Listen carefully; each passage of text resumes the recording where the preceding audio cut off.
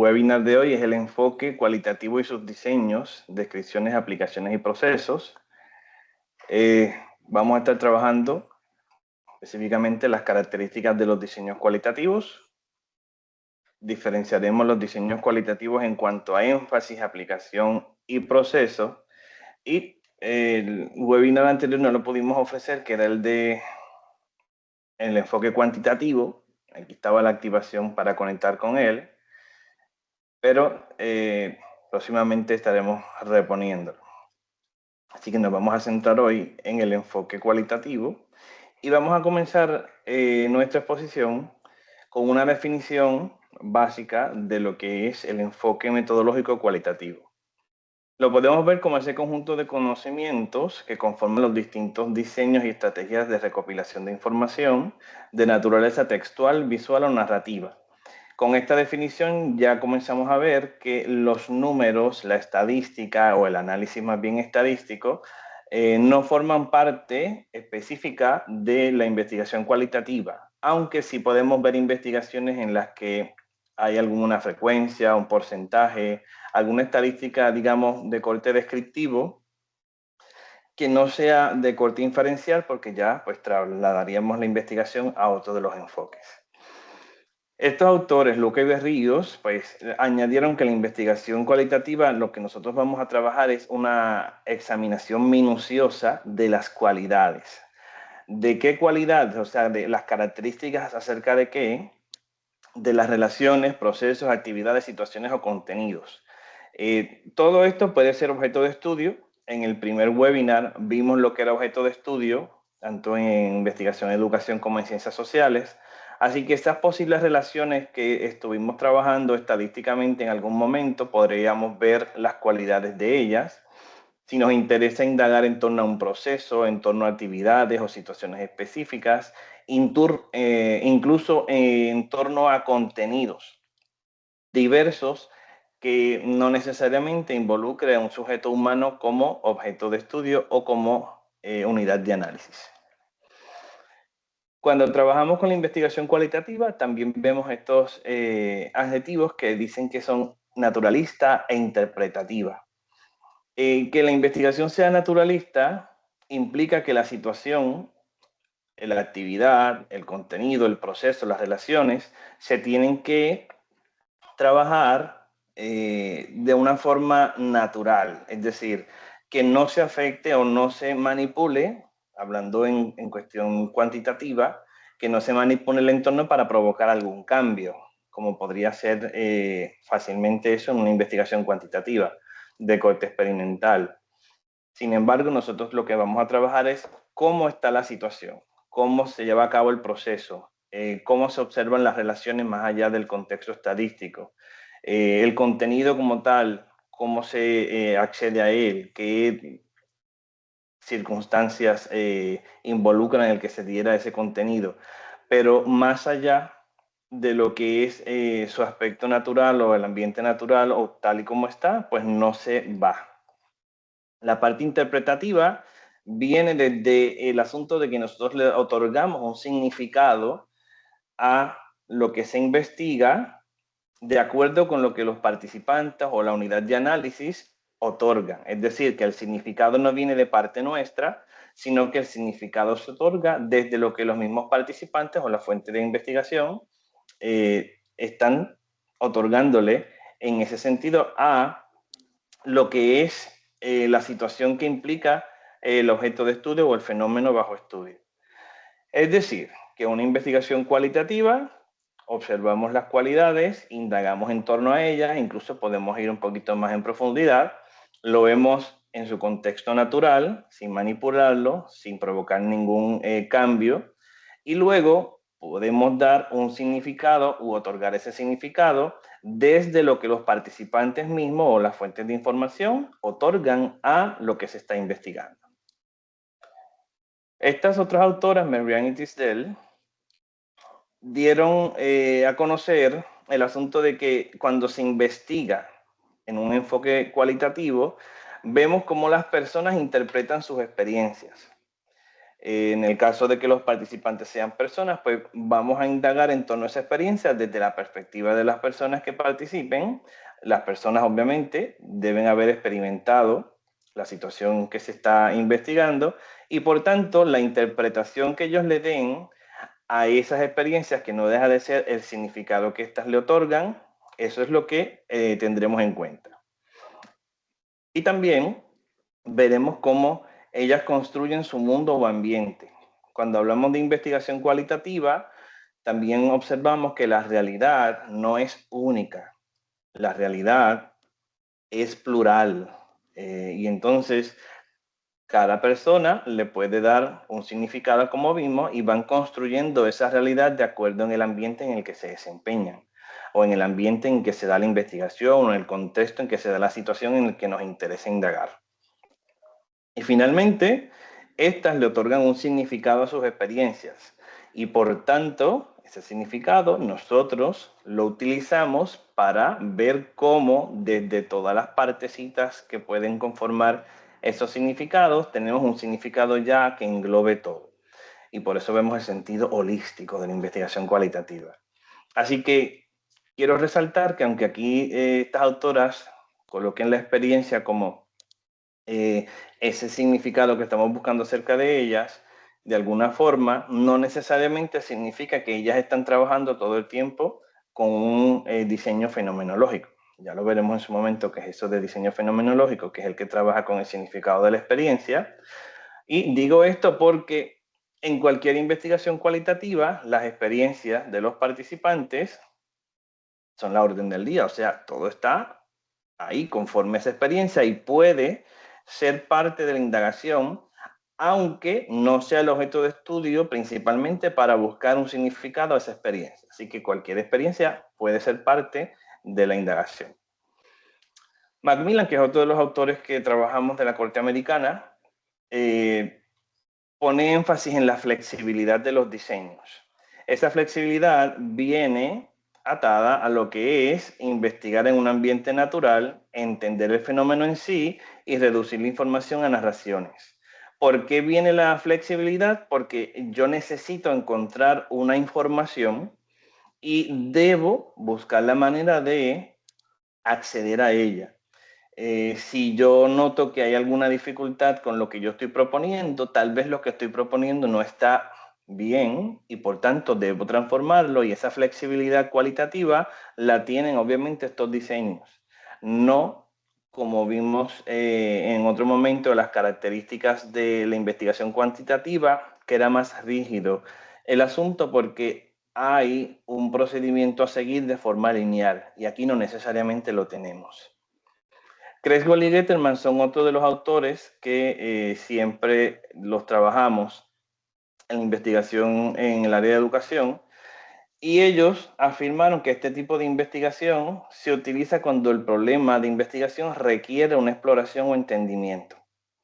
Es decir, que cuando no sabemos mucho acerca del problema o del fenómeno bajo estudio, cuando no hay mucha investigación previa, cuando incluso puede haber investigación previa pero en otro contexto distinto al nuestro, amerita que se utilice una investigación cualitativa porque debemos indagar cómo está la situación en el contexto que nos interesa.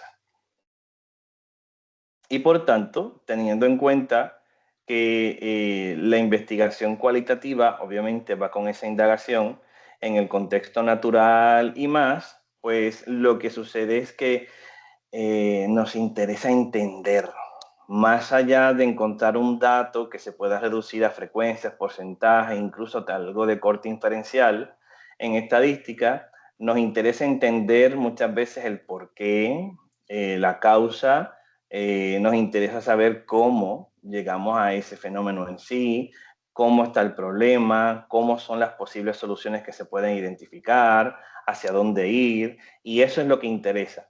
Y eso no necesariamente se logra por medio de una investigación cuantitativa.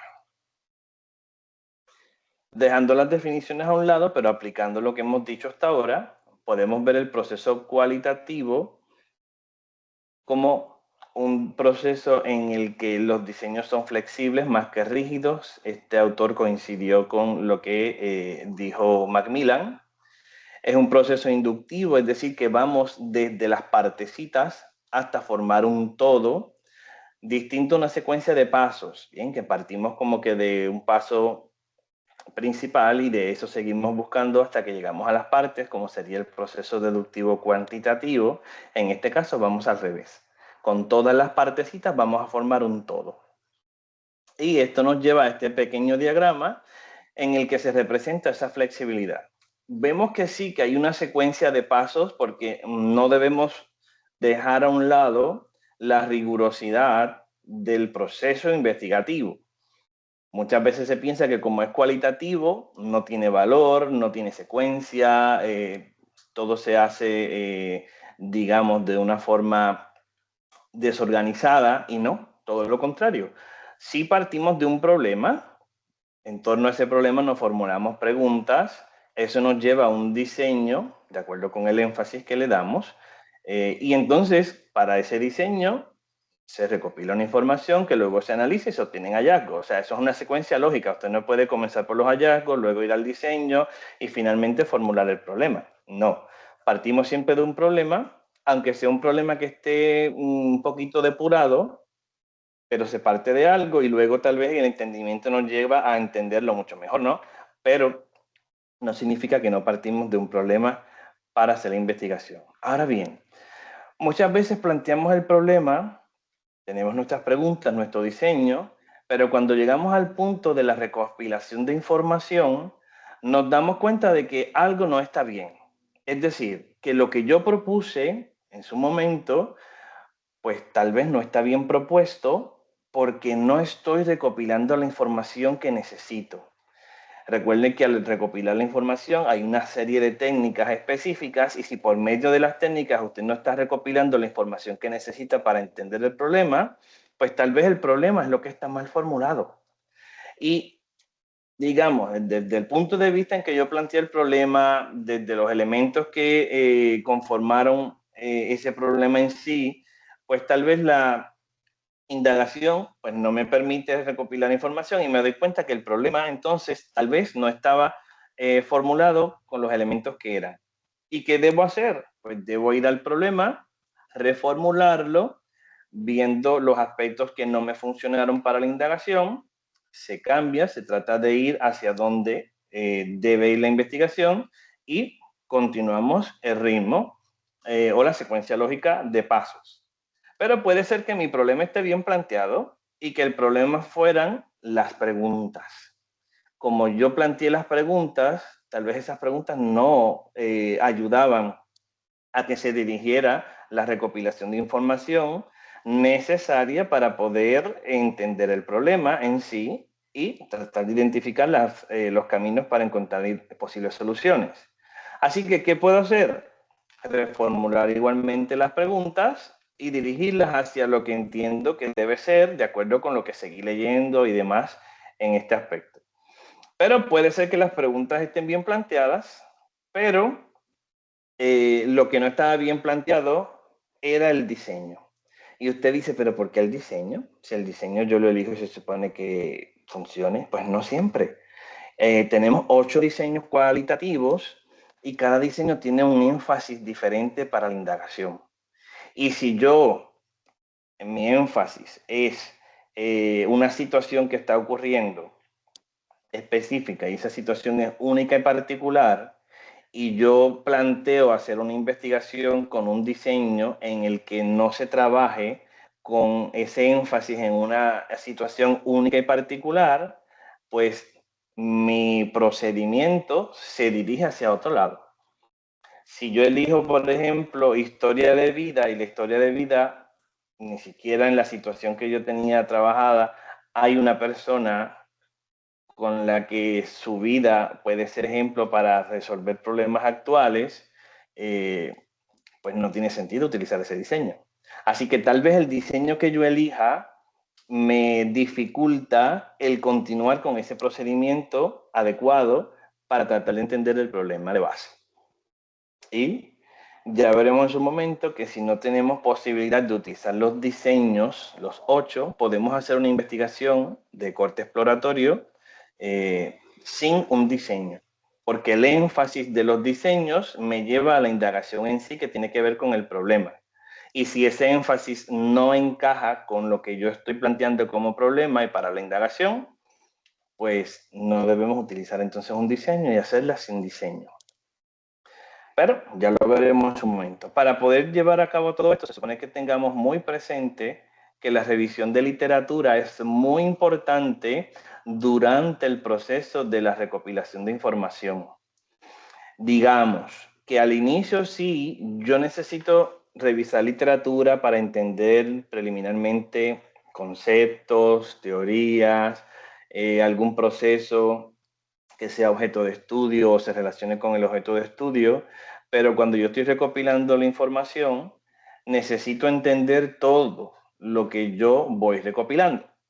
Y si no leo durante ese proceso, si no busco información de esas cosas nuevas que yo no tenía previstas, o de lo que me está dirigiendo la investigación hacia un lado que no es, por lo que dijimos antes del problema, las preguntas o el diseño, gracias a esa revisión de literatura constante, me lleva a reformular el problema, redirigir las preguntas o cambiar el diseño. Si yo no leo, no puedo darme cuenta de que esto está ocurriendo. Así que al principio esto me dirige un poco para yo poder encaminarme, pero durante el proceso investigativo, especialmente cuando comience la recopilación de información, es que necesito más lectura para seguir entendiendo todo lo que me encuentro. Teniendo en cuenta esto, pues, ¿por qué utilizamos un enfoque cualitativo? Más allá de lo que hemos dicho con las definiciones, el proceso y demás, ¿qué han dicho estos autores? Por ejemplo, cuando el estudio se dirige a explorar áreas que se conocen muy poco.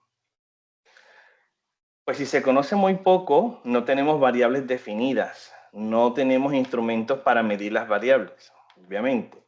Se nos dificulta la medición por alguna razón, pues en un área nueva, porque no hay nada desarrollado de esa índole, pues entonces un estudio cualitativo es necesario. Eso lo podemos ver incluso cuando trabajamos áreas que son meramente cuantitativas y que cualitativamente no se han hecho. También puede ser que trabajamos áreas que han sido muy investigadas, por ejemplo, en otros contextos, pero en el que nos interesa no. O sencillamente cuando nos damos cuenta en la revisión de literatura que hay poca investigación hecha, que a usted entonces se le dificulta plantear ciertos asuntos porque se conoce poco, pues eso amerita una exploración, porque es un tema, digamos, novel. Cuando buscan comprenderse el significado y la naturaleza de las experiencias. Con un estudio cuantitativo, podríamos ver tal vez la frecuencia en que ocurren las cosas, lo que piensa la gente acerca de una experiencia específica y lo puedo reducir a opinión, etcétera. Pero el significado que tiene eso y la naturaleza de cómo fue la experiencia en sí vivida, eso se comprende indagando de forma cualitativa, porque esas características ligadas a las cualidades que me interesan de la experiencia en sí, en un estudio cuantitativo, no necesariamente llegamos a ella a la profundidad que queremos. Cuando desean explorarse aspectos específicos de temas que se han estudiado previamente, sean cuantitativos o cualitativos, pero ustedes ven que hay aspectos que en esa investigación quedaron sin mucha profundización o surgieron temas noveles en esas investigaciones y los autores proponen que se siga indagando en torno a estas líneas de investigación nuevas que surgieron de la investigación, pues eso también amerita un estudio cualitativo porque se va a explorar como cosa nueva ese tema que surgió ahí. Y usted dirá, bueno, pero ¿y si surge un tema que también se puede cuantificar? Bueno, se podría ser, pero tendríamos que tener en cuenta que las variables estén definidas, que tengamos los instrumentos desarrollados o que se puedan desarrollar para esa medición de variables y muchas veces el llegar a las variables, definirlas y trabajar con la construcción del instrumento parten de una investigación cualitativa en la que se indaga en torno a cuáles son las variables, las definiciones y las formas para medirlo. Así que siempre la exploración va ligada a un estudio cualitativo cuando vemos estas cualidades que están así.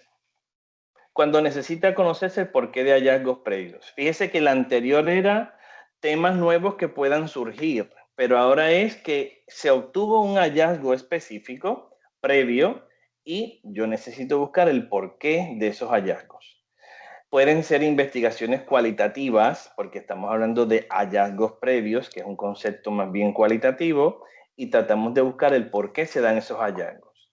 Y usted se podía preguntar, ¿pero por qué no lo hicimos de una vez? Si ya estábamos buscando y encontramos el hallazgo, ¿por qué no buscamos el por qué?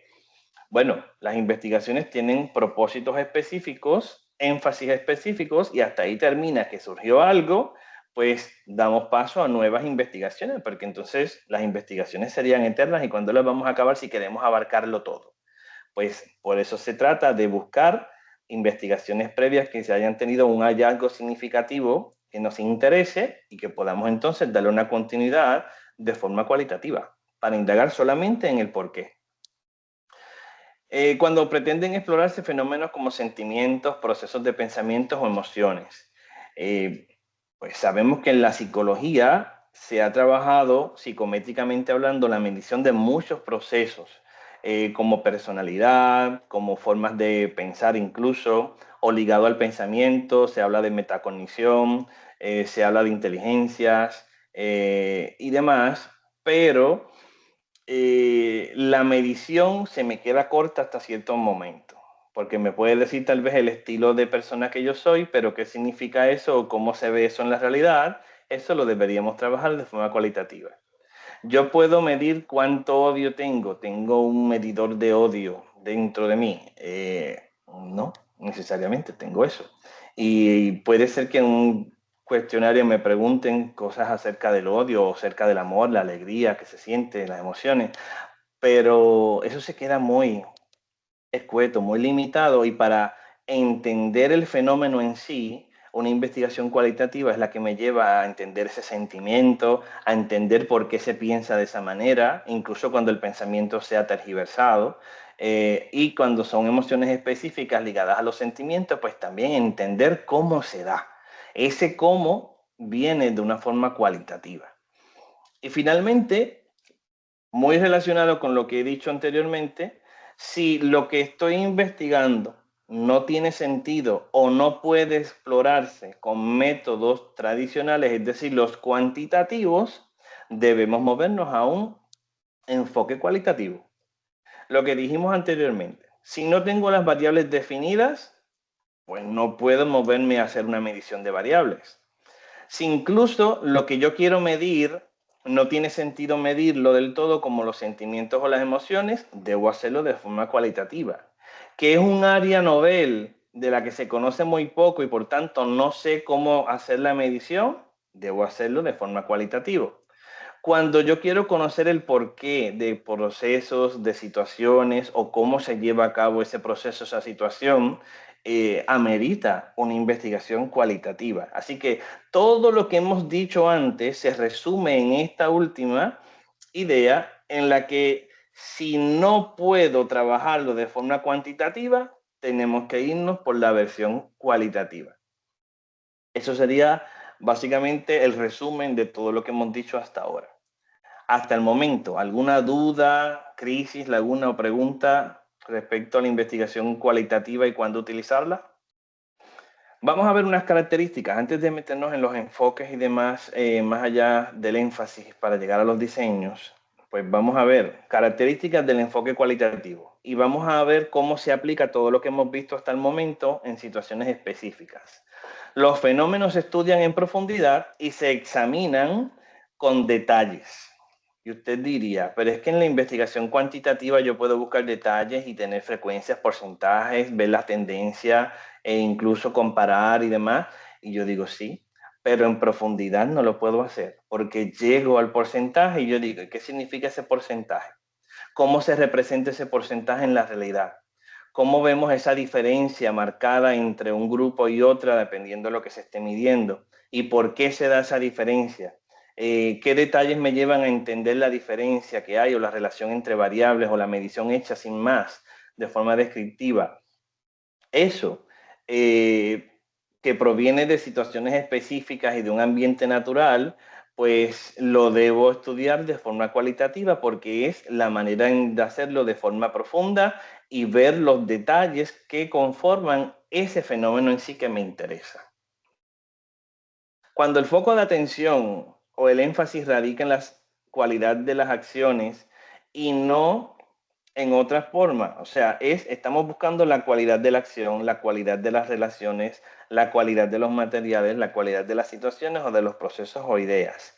Eso significa que lo que importa va más allá de lo que se puede observar superficialmente, porque me interesa el contenido y la intención de las palabras detrás de esa acción que se puede ver representada en las demás cuestiones que están ahí, como las relaciones, los materiales, las situaciones. O sea, que lo que está detrás, el cómo y el por qué, podríamos decirlo de esa manera, es lo que llama la atención en una investigación cualitativa de cara a lo que son las cualidades o las características de lo que estamos investigando.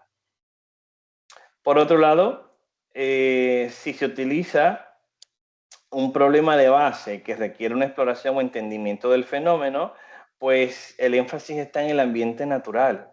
La exploración y el entendimiento van porque no se puede hacer de forma cuantitativa. Así que me interesa profundizar en ese ambiente natural, en lo que se da el problema en sí. A lo largo del proceso puede moldearse la forma en que se realiza el estudio, puesto que los métodos sirven al investigador. Lo que vimos antes en el diagrama, nosotros necesitamos una información para entender el problema o el fenómeno de base y desde ahí poder encontrar el camino hacia las posibles soluciones al problema. Sí, yo no puedo encontrar la información con el método que elegí, pues puedo cambiar el método, puedo reformular el problema, puedo plantearme nuevas preguntas, o incluso puedo cambiar el énfasis de la indagación y por eso cambiar el diseño. Eso lo puedo hacer porque, como les dije antes, la revisión de literatura previa me ayuda muchas veces a encontrar un camino a seguir, pero muchas veces solamente son definiciones y más lo que tengo y no tengo ese camino a seguir y exploro. Voy a ver, a lanzarme a ver qué pasa. Y entonces me doy cuenta a mitad de camino que, espérate, que esto no era por aquí, era por allá. Y ahí es que viene esa flexibilidad porque la información que estoy buscando no la encuentro de la manera en que lo estoy haciendo y lo puedo hacer. Así que ese procedimiento o técnica en específico que yo elija, puedo cambiarlo conforme a lo que yo necesito en la investigación. Claro, pero esto no es ahora decir, bueno, pues la investigación cualitativa, si veo que no me salen las cosas al final y que no llego a lo que quiero, pues lo puedo cambiar. No, eso no es. Es cuando estoy indagando, que quiero acercarme a lo que necesito y esa necesidad me lleva hacia ahí. No es que lo que yo quiero obtener no se encontró, pues lo cambio todo hasta que encuentre lo que yo quiero. No, porque eso sería entonces un sesgo muy marcado hacia lo que yo busco y es un aspecto ético gravísimo el llevar las cosas como yo quiero, a donde yo quiero, y no lo que surge de forma natural, que es lo que distingue la investigación cualitativa. Si yo voy a recopilar información sin medición numérica y el énfasis está en la indagación y la profundización más que en la estadística, pues amerita una investigación cualitativa. Eso es lo que hemos visto antes. Y esas cualidades obviamente es lo que toma protagonismo más allá de otras cantidades. Sin embargo, hay investigaciones en las que, por ejemplo, se presenta un perfil del sujeto y hay frecuencias en un pensamiento, porcentajes de los participantes,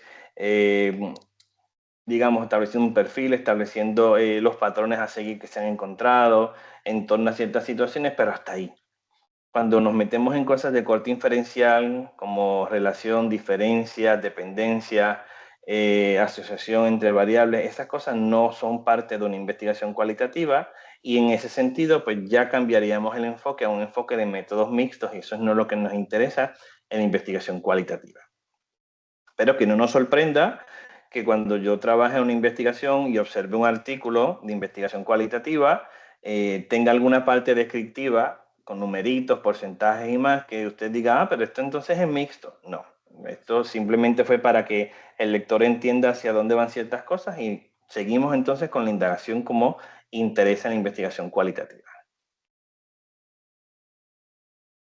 Por eso, la narración y el razonamiento es lo que prima sobre el razonamiento estadístico, como dijimos antes. Más características. Cuando los hallazgos se presentan de forma narrativa y para aumentar su credibilidad, que significa que se interprete la información de acuerdo a lo que los participantes indican o lo que se incluye en la fuente de información cuando no sea un sujeto humano, pues se supone que esto puede incluirse con el uso de citas directas de la información recopilada, si son entrevistas, grupo focal, por ejemplo, pues que citas directas de esas entrevistas se coloquen allí para aumentar la credibilidad de lo que yo voy indicando en la investigación que encontré. Cuando yo investigué, por ejemplo, fragmentos de documentos y más, que estén allí para apoyar lo que yo digo. Si yo estaba trabajando con artefactos o con cualquier asunto, digamos, visual o incluso tecnológico, y yo puedo incluir algún fragmento o alguna imagen en lo que yo estoy presentando, pues también eso me ayuda a aumentar la credibilidad. Y por tanto, esas citas directas, como vemos ahí, apoyan muchísimo para que se vea que lo que yo estoy diciendo no está de más. Ligado a lo que dije ahora, los dibujos, los diagramas, las fotografías, o sea, todo eso también aporta esa credibilidad, y hay tablas que resumen información. No son tablas de frecuencia, usted puede colocar tablas en las que por temas diversos se vea el patrón de respuesta que los participantes van dando y al final tener como que un resumen de ese patrón hacia dónde fue o la idea central de todas las respuestas en torno al patrón que se encontró en la información. Eso se puede hacer y que tenga sentido presentar esa tabla. Claro, si usted tiene 50 participantes, que se podría hacer como para una teoría emergente o podría ser para una etnografía a grande escala, pues que usted pueda decir, wow, pues ¿cómo yo hago una tabla con esto? Pues no tendría sentido una tabla, tal vez un dibujito, una figura, llevaría mejor el significado de lo que se encuentra. Entonces, dependerá de lo que sea más práctico para presentar la información que se encontró y se analizó y por tanto pues me ayude a aumentar esa credibilidad. Pues no es para que volvamos a repetir todo de alguna manera sin sentido. Cuando las conclusiones se aplican solo a los participantes del estudio y usted dice, ¿cómo así? Pues que no tiene sentido generalizar porque nosotros no estamos buscando generalizar a toda la población. Eso se hace en cuantitativo y para eso se eligen muestras representativas y demás. Aquí la cantidad de participantes puede ser desde un sujeto hasta 5, 10, como dije antes, 30, 50, dependerá de lo que yo esté haciendo. Si es un análisis de contenido con fragmentos de fuentes diversas publicadas, pues yo podría tener más de 100 fuentes de información. Y usted dice, wow, tanto, sí, porque tendría pues artículos expositivos, artículos empíricos, publicaciones más extensas como libros, publicaciones periódicas más como pues, periódicos, revistas cortas, boletines, presentaciones publicadas, o sea, páginas de internet con contenido diverso. Podríamos tener fuentes diversas de información y a usted llegar a un punto de saturación más tarde y por tanto tener más sujetos. Pero no por eso puedo decir que todas las publicaciones que se den pues van con esta línea de pensamiento. No, porque eso no es lo que interesa. Interesa que los participantes tengan unas características, un perfil necesario para indagar naturalmente en torno a lo que es el problema de investigación y que tal vez en escenarios similares, con sujetos similares a los que participaron, se pueda extender lo que se encontró aquí. Digo tal vez porque a veces somos similares, pero no somos iguales. Entonces, no siempre lo que yo encontré con un sujeto tal vez se vea en otro que tenga características similares. Tendríamos que ver más cosas. Pero por eso es que viene el asunto de la transferibilidad, que es una de las características que se trabaja con la calidad de las interpretaciones en cualitativo, y usted debe describir el contexto o el escenario, los participantes con su perfil y demás, las técnicas que se utilizaron para la indagación, el momento histórico, el análisis que se hizo para que se pueda encontrar ese contexto y ese sujeto similar gracias a esto que tengo ahí. Y que no es siempre para generalizar a la población porque se podría ver como si fuera cuantitativo y esa no es la idea. Incluso hay autores como Maxwell que habla de generalización cualitativa por asemejarse un poco a la investigación cuantitativa en cuestión de conceptos, que por eso también es muy criticado, pero lo que viene a decir es lo que acabo de decir. Contextos y sujetos similares, se podría extender los hallazgos de esta investigación y que sean aplicables a ellos, pero tendríamos que ver el asunto de la transferibilidad bien detallado para saber si en realidad es aplicable o no. Porque cada contexto no necesariamente es, digamos, replicable o extensible a otro que sea similar a ese. Ahora vamos a entrar en la parte de los diseños, ya veremos en su momento si esto en realidad, lo que hemos visto hasta ahora, lo podemos ir entendiendo. Esta es la parte principal de los diseños y por tanto debemos tener en cuenta antes de entrar a los nombrecitos lo que estos autores dijeron en su momento que a mí me parece muy interesante. Cada estudio cualitativo es por sí mismo un diseño de investigación. Y usted dice, ¿cómo así? Claro, porque no hay dos investigaciones cualitativas iguales o equivalentes.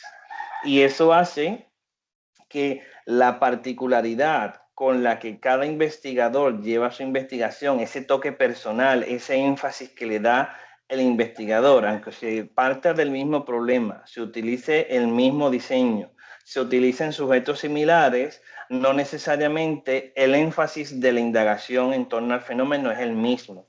No necesariamente lo que interesa al investigador interesa a otro, no necesariamente lo que éste presentó como un hallazgo relevante para otro le parece relevante porque todo depende de cómo plantearon el problema, cómo propusieron los propósitos y las preguntas y cómo eso se tradujo en una indagación en torno a un diseño. Así que por eso no vemos una investigación que sea replicable en sentido cualitativo. En cuantitativo sí podríamos ver que si se utilizan las mismas variables, los mismos sujetos, el mismo contexto, se controla las variables que hay que controlar, se miden de la misma forma las que hay que medir y las que hay que manipular, pues los resultados pueden ser similares, pero en este caso no.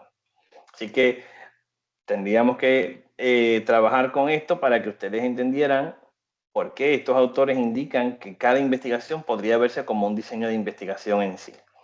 El término diseño no significa, como en cuantitativo, que hay unos pasos secuenciales a seguir, incluso que me llevan a un análisis estadístico específico.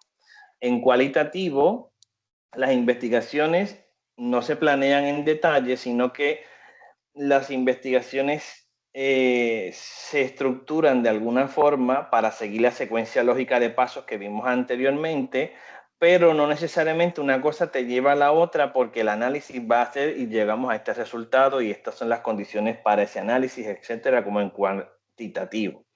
Así que hay un ambiente en particular, hay un necesario en particular, hay un sujeto en particular y hay una situación en particular que pues me lleva a que la investigación cualitativa, ese diseño sea más bien un abordaje o un acercamiento hacia el escenario en sí y no tanto ese procedimiento de paso 1, 2, 3, 4, 5 y que si no completo el 4 no puedo pasar al 5 necesariamente.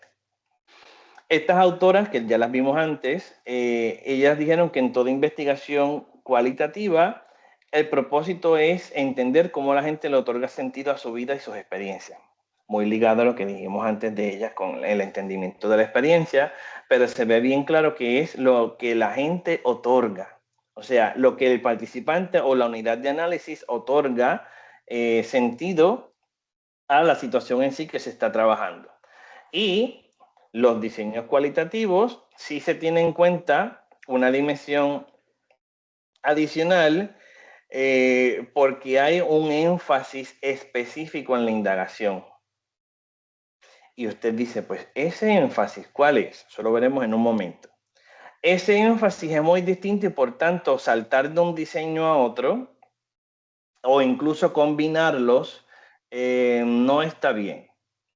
¿Por qué? Porque lo que estamos buscando es, digamos, generalizar el asunto de la utilización sin más, y eso no es la idea. La idea es ir a lo particular, a los detalles, enfocarme en algo específico, y eso viene ya dado con el diseño en sí. Y la indagación, obviamente, se dirige de alguna forma hacia lo que se intenta entender. Ya lo veremos en su momento, cuando veamos esto de la elección del diseño. Veamos aquí, tenemos una figurita en la que el énfasis de la indagación está en ese segundo nivel, y en el tercer y último nivel de abajo, pues podemos ver que lo que interesa en torno al problema es el énfasis que yo voy a dar, y debajo lo que aparecen son los diseños. Por tanto, los nombrecitos de abajo, que ven que son 8 nombrecitos, son los que nos interesa ver como diseño. Y lo que está arriba sobre esos diseños, pues es lo que nos interesa indagar o en torno a lo que nos interesa indagar. Y así es como nos decidimos de un diseño a otro. Cuando hablamos de un asunto único y particular, cuando algo se distingue, sea de forma positiva o negativa, se distingue y es una situación que no se da con normalidad, es un sujeto que se distingue entre los demás, es una organización que se distingue por alguna razón entre iguales, o pueden ser varios sujetos que se distingan entre iguales también. Eso es lo que nos interesa. Que es algo que no ocurre con normalidad o que se observa en todas las situaciones, sino que es algo que se distingue. Y eso que es único y particular y que yo lo puedo distinguir de alguna forma, identificar de alguna forma, me lleva a utilizar un diseño de estudio de caso. Pero no tan solo eso. Después, cuando veamos el estudio de caso en sí, nos daremos cuenta que hay modalidades del estudio de caso, porque la modalidad en ese caso se relacionará con algún propósito de ese énfasis único y particular que está por ahí. Sea más bien, por ejemplo, de corte descriptivo, evaluativo, que sea más bien de forma intrínseca, que sea como un medio, que sea múltiple, que sea una situación, que sea más bien de corte etnográfico, de corte histórico. O sea, hay muchas acepciones o modalidades en torno a este asunto, y por tanto, lo que nos interesa es verificar que eso único y particular que llama la atención lo pueda yo entender desde esa modalidad que estoy buscando. Entonces, ya lo veremos en su momento. Cuando trabajamos el asunto de el significado de la experiencia, bueno, antes de eso, veo que hay como una pregunta por ahí del estudio de caso. La vi por encima y no la leí Se completa. entiende. ¿Qué materia adicional nos puede recomendar para estudios de casos, libros, por ejemplo? Bueno, ahí tenemos los esenciales. El esencial es el de Stake. Siempre que vean ese nombre, entiendo que es Robert Stake. Y también está Robert Jean y está Marianne.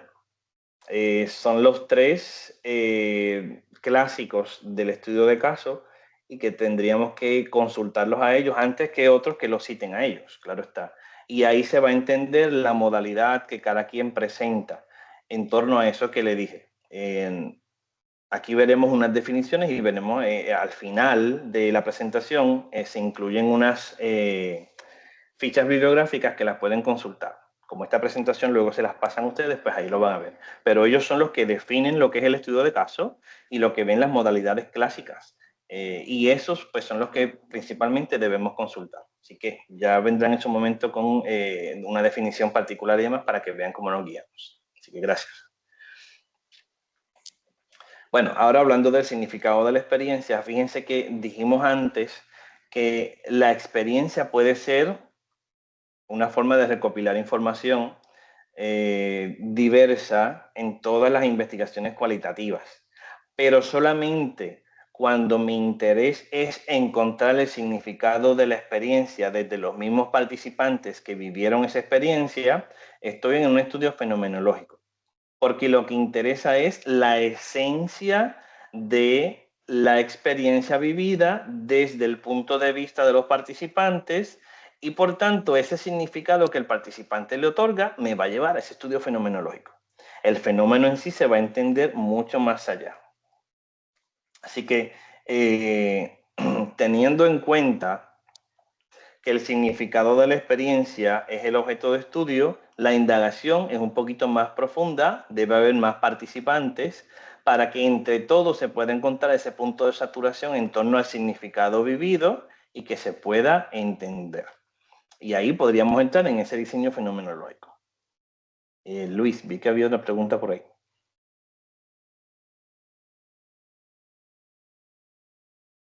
Dice, ¿cómo usted entiende que se puede armonizar la teoría que pretende generalizar y estos estudios cuantitativos que no se suponen que se enfoquen en generalizar hallazgos particulares? En este caso, cuando hacemos una investigación cualitativa, entendemos qué es lo que está pasando en profundidad y vemos todas las cualidades que encierra esa situación o ese asunto o ese proceso, lo que sea. Pero si yo quiero generalizar, partiendo de los hallazgos que yo obtenga de mi investigación cualitativa, entonces me movería a un estudio cuantitativo en el que yo pueda medir variables que se relacionen obviamente con lo que encontré cualitativamente hablando y entonces pueda generalizar a toda la población. Porque puede ser que lo que yo encontré en esta situación específica se esté dando igualmente en otro sitio, pero tendría que hacerlo de forma cuantitativa para que los procedimientos me lleven a poder generalizar. De forma cualitativa, como siempre yo estoy buscando los detalles, la situación en particular que ocurre y profundizo en ella, no me permite generalizar porque me estoy quedando en esto que fue el foco de interés. Y eso, pues, es lo que pasa, que no me permite generalizar a todos porque no estoy viendo con una, digamos, una muestra grande representativa de la población. No lo estoy haciendo, sino que estoy haciendo algo un poco más específico, más pequeño. Incluso utilizando una muestra más grande, hablando ya de un concepto cuantitativo, la indagación en algún momento con algún asunto me va a llevar a un punto de saturación y lo que voy a encontrar son las repeticiones estas que nos interesan en la investigación cuantitativa. Es decir, si usted entrevista a 50 personas, tal vez en la entrevista número 6 ya encontré todo lo que iba a encontrar en torno a ese asunto de forma profunda y específica y del 6, digamos, del séptimo participante hasta el número 50 va a ser una repetición de todo lo que vimos antes. Entonces, esas repeticiones, cuantificarlas y demás y observar otra serie de cosas, eso pertenece a la investigación cuantitativa. Entonces, tendríamos que dar el salto para lo que encontramos aquí, se pueda generalizar y hacerlo de una forma más correcta en cuantitativo. No sé si contesté la pregunta en sí que era lo que la persona indicó, pero bueno, ya nos dejará saber en el chat si va por ahí o necesita todavía algo más. Perfecto, Comento que gracias. sí, está muy claro. Muy bien, a la orden, ya seguiremos así. Bueno, cuando entonces entramos en elementos de historicidad, lo que nos interesa no es tanto el asunto único y particular o el significado de una experiencia, sino que nos interesa la parte histórica y cómo los eventos históricos o los sucesos que han ocurrido en la vida de una persona o lo que ha ocurrido antes en torno a una situación, eh, por medio de ello se puede entender lo que tengo en el presente. Y por eso la historicidad es importante.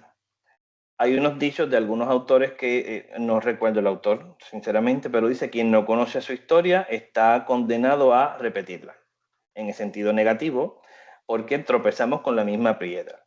Pues en este caso, cuando yo tengo algún problema y puedo tener personas con una vida modelo a seguir, con una vida que me puede dar las guías en torno a cómo debe ser el obrar, el actuar en torno a una situación, ahí tenemos la historia de vida y la biografía. Y así, nosotros cuando trabajamos, por ejemplo, la historia de estas personas, tratamos de entender una situación que en el presente está siendo dificultosa. Y por medio de esos modelos a seguir, podríamos encontrar las posibles soluciones a nuestro entorno actual. Si es una investigación histórica, la investigación histórica lo que me va a hacer es reconstruir el pasado para entender el presente en torno a asuntos diversos que no tengan que ver necesariamente con la historia de vida de una persona. Podríamos ver cuestiones políticas, cuestiones sociales, cuestiones incluso familiares, en torno a cómo se ha llevado a cabo procesos históricamente hablando y cómo todo eso repercute a lo que tenemos hoy. Cómo llegamos al problema que tenemos hoy día, miramos hacia atrás, reconstruimos la historia, vemos de dónde vino, por ejemplo, el problema y llegamos a encontrar unas guías para ir buscando las posibles soluciones a lo que tenemos. Por ejemplo, cuando se hace política pública, ya lo acabo de decir, cuando se evalúan programas educativos, cuando vemos problemas de la sociedad en cuestión de familia, situaciones, convivencia, hay una serie de situaciones que ha venido acarreando a lo que llegamos hoy. Y eso es lo que nos interesa en la investigación histórica. Si lo vemos desde un punto de vista educativo, pues vamos a ver que los problemas que hay en educación en sí, sea con el currículo, sea con los contenidos de una asignatura, la secuencia curricular, la forma o las estrategias o las técnicas para evaluación, para la enseñanza, que hemos caído tal vez en algún problema porque no se está dando un aprendizaje óptimo, pues podríamos ver cómo llegamos hasta estas que tenemos hoy y por qué hemos desfasado otras que anteriormente funcionaban. Y ahí es como reconstruimos la historia y tratamos de encontrar esos caminos hacia las soluciones. Eso sería la historicidad. Después vamos a ir viendo cada uno de los diseños con más cositas. Simplemente es que quiero que entiendan la figura. Vi otra pregunta por ahí, que Sí. era de algunos contenidos. ¿Qué recursos adicionales recomienda para estudios enfocados en historiosidades, historias de vida, etcétera?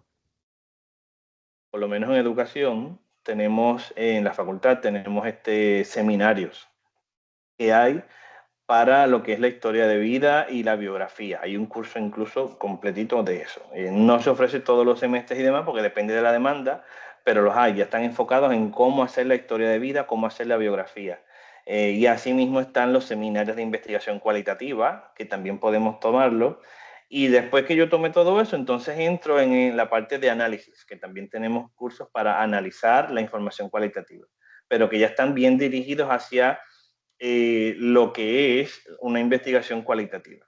Así que si quiere matricularse por allí, los tenemos. A nivel graduado ya los tenemos allí presentes. No sé si en ciencias sociales tengan algunos de estos más así, porque no conozco la oferta de allá. Yo sé que a mi clase llega gente de psicología a estudiar a nivel graduado, pero no conozco cuál es la oferta que ellos tienen allá en sus 4 énfasis a nivel graduado en psicología. Bueno, por lo menos, porque no sé más ciencias sociales que están haciendo.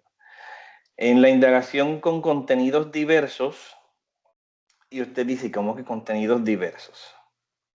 Muy bien, gracias Héctor por darnos el enlace.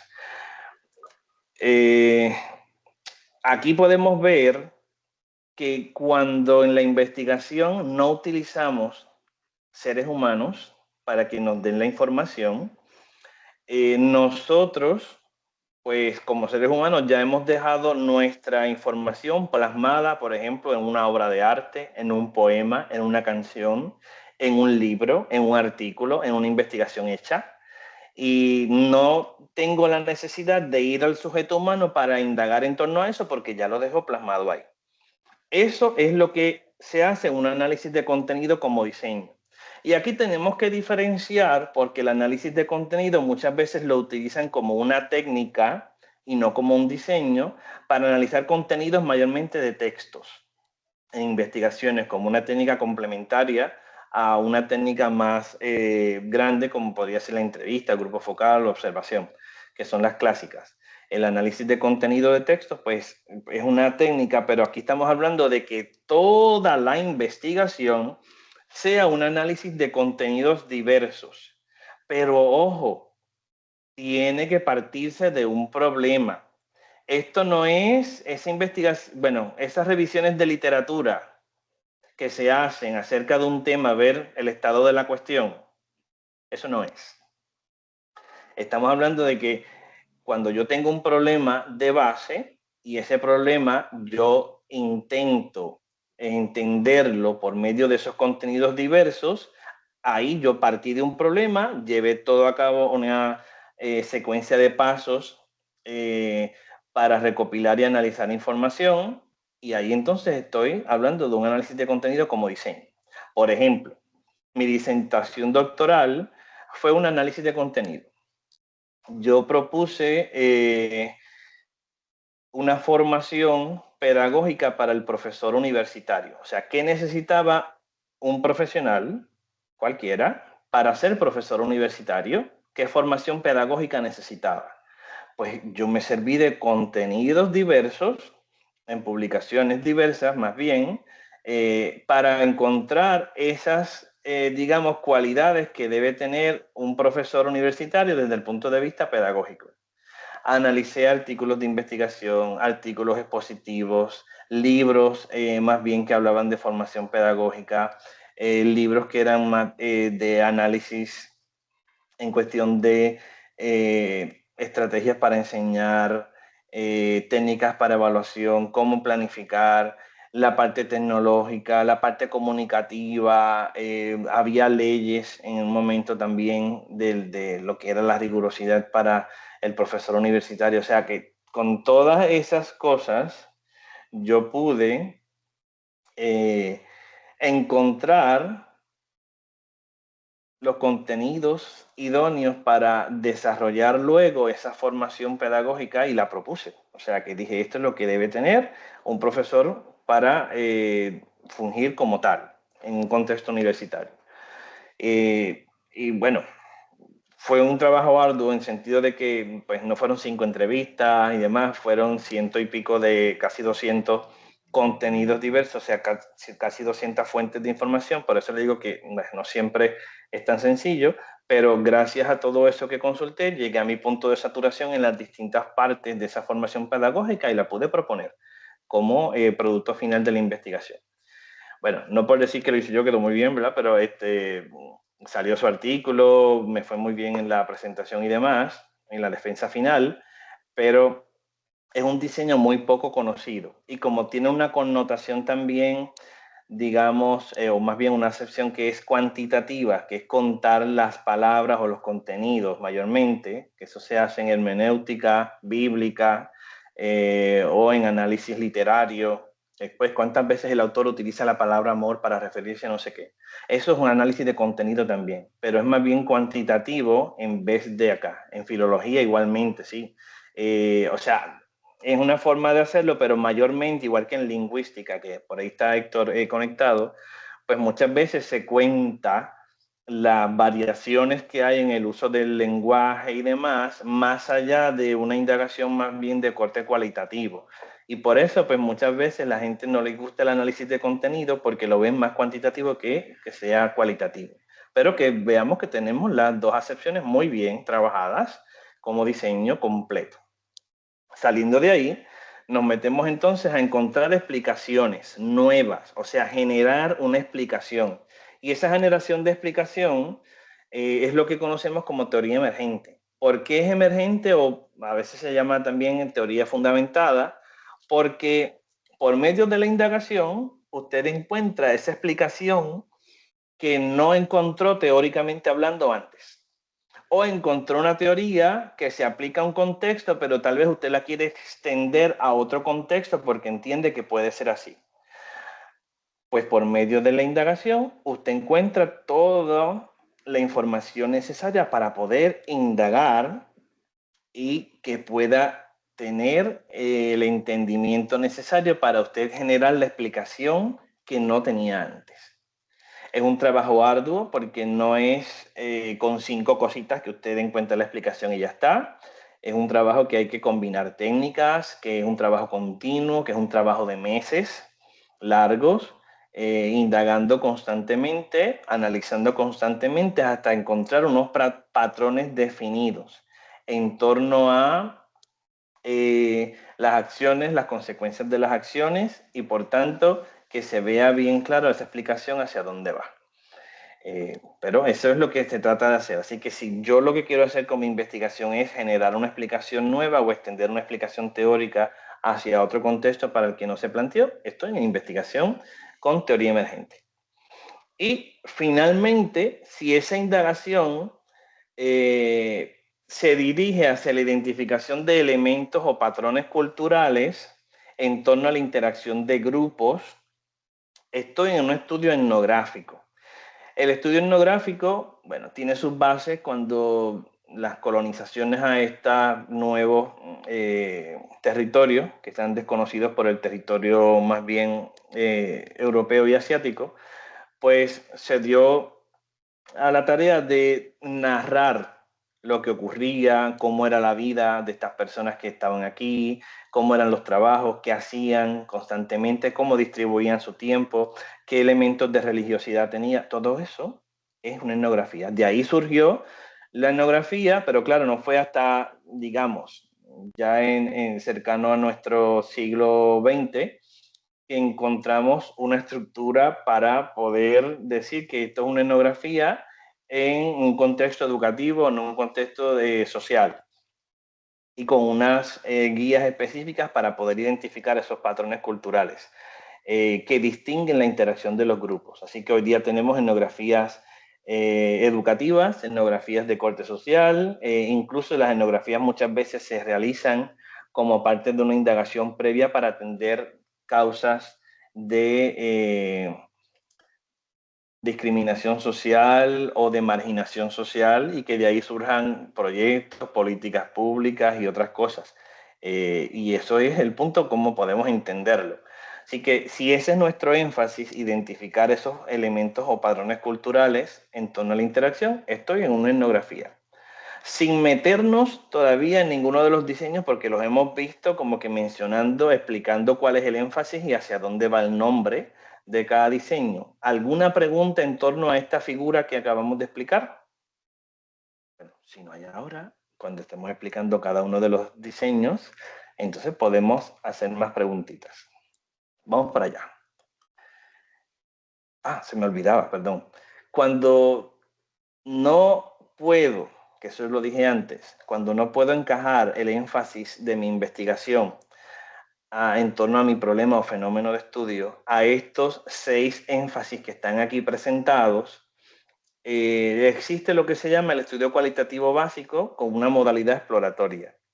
El estudio cualitativo básico lo propusieron las autoras Merian y Tistel, que las hemos visto ya citadas anteriormente, y ellas indagan sin un diseño. Y así mismo lo dicen. ¿Por qué se llama básico? No es porque sea una investigación sencilla o una investigación que no sirve, por ejemplo, para una disertación o para una tesis, porque eso es básico y eso no sirve para eso. No.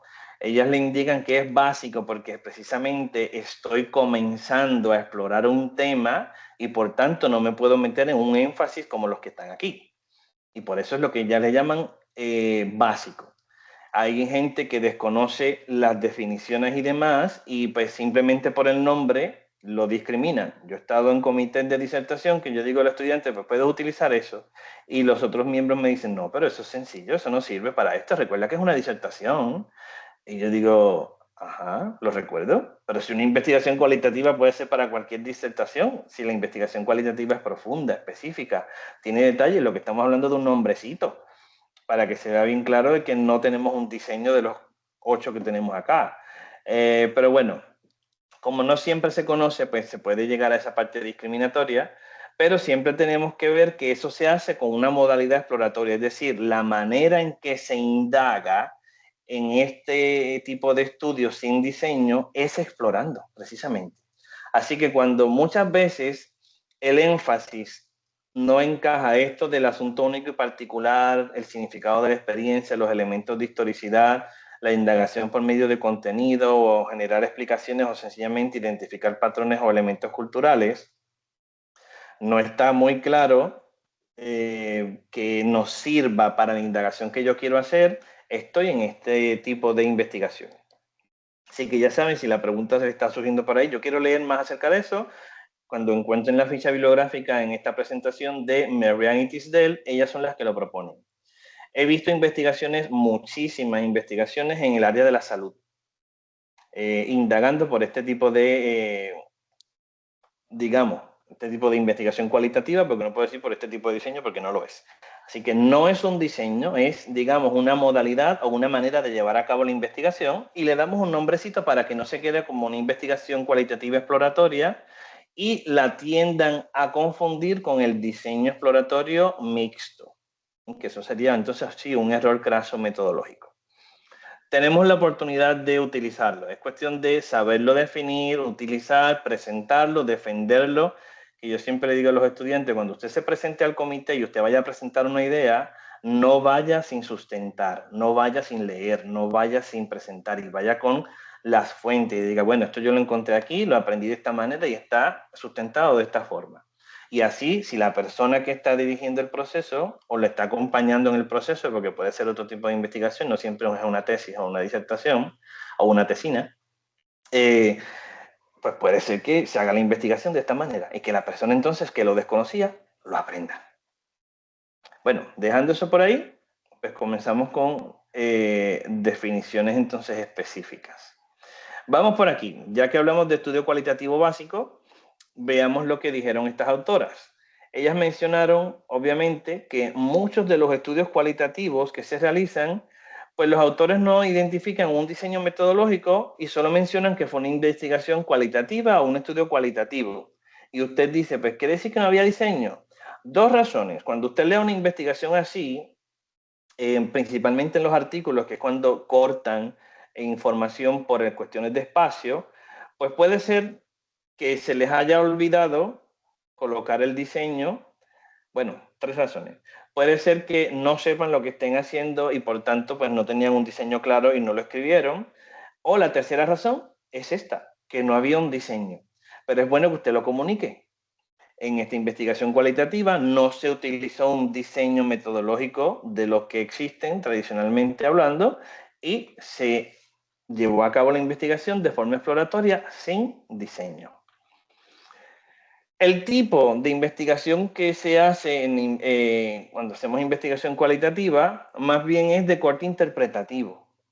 Y por tanto, muchas veces no le llaman estudio cualitativo básico, también le pueden llamar estudio interpretativo básico, para que se vea el asunto de la interpretación. Ya sabemos que cuando estamos haciendo una interpretación en nuestra indagación, ese vocabulario es más de corte cualitativo. Así que el hecho de no mencionar el nombre de un diseño me debe llevar a que es o interpretativo básico o una investigación cualitativa básica. También se le llama genérico, básico, interpretativo. O sea, tenemos las tres acepciones, podríamos llamarle de esa manera sin ningún problema. Y este estudio, pues mayormente se pone énfasis en los significados y las perspectivas que forman parte de lo que se investiga en sí y por tanto la indagación va por este lado. Cuando hablamos de un diseño de estudio de caso, sabemos que el caso, aquí tenemos al famoso autor que les dije, Stake. Esta es una publicación en español, que es una traducción que hay de 1999, pero el libro clásico en inglés es un poquito más atrasado. Pero no deja de ser esto interesante porque lo que me gusta de este autor, que es uno de los que podríamos llamar de los expertos en estudio cualitativo por estudio de caso, Es que el caso puede ser, como él dice, un niño, un grupo de estudiantes, un determinado movimiento de profesionales que estudian alguna situación de la infancia. Y usted dice, ¿por qué eso tan así? Bueno, estos autores mayormente vienen de corte educativo y por tanto, pues nos pueden decir de alguna manera cosas que sean del área de educación. Así que lo que interesa, que es lo que sale en la última parte aquí, marcado en negritas, es concentrarnos en ese uno. Por eso es que se llama caso. Y que ese caso usted pueda distinguir por qué es único y particular. Muchas veces el caso viene dado. Por ejemplo, si usted va a trabajar con una clasificación, alguna categoría específica, que ya de por sí la situación o el sujeto y demás se clasifique dentro de esa clasificación, pues por lo tanto ya viene dado. Pero puede ser que usted tenga que gestionar un poco su vocabulario para poder presentarlo si no viene dado, cuando llama la intención al investigador. Bueno, ¿qué otra cosa podemos decir aquí? Que cuando utilizamos el estudio de caso nos interesa aprender sobre el caso en sí. Por eso es que lo vemos como único y particular, lo resaltamos y de esa forma podemos presentarlo y que se pueda desde la indagación aprender, profundizar en torno a ese caso en sí. Por eso dice aquí que la finalidad primera es la comprensión del caso. Bueno, Merriam y Tisdale. En este caso, Merriam está acompañada con Tisdale, pero ya tiene una publicación sola y esa publicación también la podemos buscar, que es en la que ella presenta el estudio de caso. Estas autoras lo presentaron como que es una descripción profunda y un análisis de un sistema limitado. Ese sistema limitado es lo que se puede ver como una unidad de análisis. Bien, no es el tema de la investigación necesariamente, sino que lo que interesa como unidad de análisis. Yo puedo estar estudiando cuestiones del liderazgo y ver al líder como caso. Puedo ver el desempeño del líder como un caso. Puedo ver la organización en la que el líder se desempeña como un caso. Puedo ver distintos líderes que trabajan en esa organización como casos únicos y particulares también. O sea que no es el tema en sí lo que trabaje, sino que la unidad de análisis o lo que interesa, ese es el caso en sí. Y por tanto, eso yo lo debo buscar como algo único, particular, dice exitoso o alejado de la norma. Por tanto, llama la atención y de alguna forma yo tengo que identificar por qué es único y particular. No puedo dejarlo así al aire, como decir, bueno, elegí el estudio de caso y yo pregunto, ¿y cuál es el caso? Ah, no sé, el caso puede ser cualquier cosa. Yo, pero ¿el caso suyo cuál es? No lo tengo claro. Pues ya ahí tenemos un problema porque estamos viendo que estoy utilizando el diseño de forma sin sentido. Entonces no debería ser. Cuando hablamos y damos el salto al diseño fenomenológico, en el diseño fenomenológico ya no me interesa el caso en sí, como cosa única y particular, sino que lo que interesa es regresar a la experiencia. Este es el autor clásico de fenomenología aplicada fuera de lo que es las humanidades en filosofía, pero no deja de tener sus raíces allá. O sea que Husserl, Heidegger, que trabajaron con la fenomenología en filosofía, eh, hablaban de la esencia también, de la experiencia en sí, pero este autor se sirvió de ellos para presentar cómo en investigación en ciencias sociales y educación se puede volver a las experiencias que se viven y que al reconstruir la experiencia se entienda la esencia de la misma y por tanto se identifique cuál es el significado que el participante otorga a esa experiencia que vivió. Eso es lo que interesa y se hace un análisis reflexivo que incluso la experiencia también del investigador puede compararse con la experiencia de los participantes de alguna forma y entrar en esa parte reflexiva de acuerdo con lo que encontré en la investigación y lo que yo había experimentado tal vez. No para redirigir la investigación hacia lo que yo quiero, sino para contrastar o incluso corroborar información de acuerdo con lo que yo viví o no. El significado es lo que tiene la importancia aquí, porque según lo que ellos vivieron, le van a otorgar un significado. Pensemos en situaciones como tal, educación privada. Pues las personas que se hayan educado toda su vida, desde kinder al cuarto año, en una educación privada, si es de corte religioso, si es de corte secular, ¿qué significa para ellos? Si hablamos de una experiencia de otro corte, en cuestión de lo que yo vivo al desempeñarme como empleado en una organización específica. ¿Qué significa para mí tener esa experiencia laboral? Si vamos a cuestiones de corte atmosférico, ¿qué significó para mí vivir lo que fue la experiencia del huracán María? Los terremotos del área sur de Puerto Rico en 2019 y 20. La pandemia que se vivió con lo del COVID. O sea, ¿qué fue para mí esa experiencia de estar confinado? De estar en mi casa trabajando y a la vez con mi familia estudiando.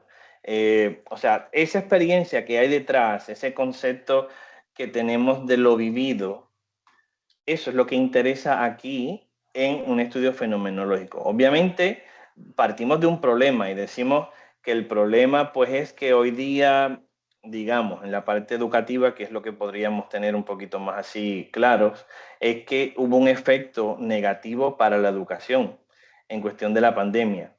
Por la forma en que se llevó a cabo, no estábamos preparados para una educación virtual,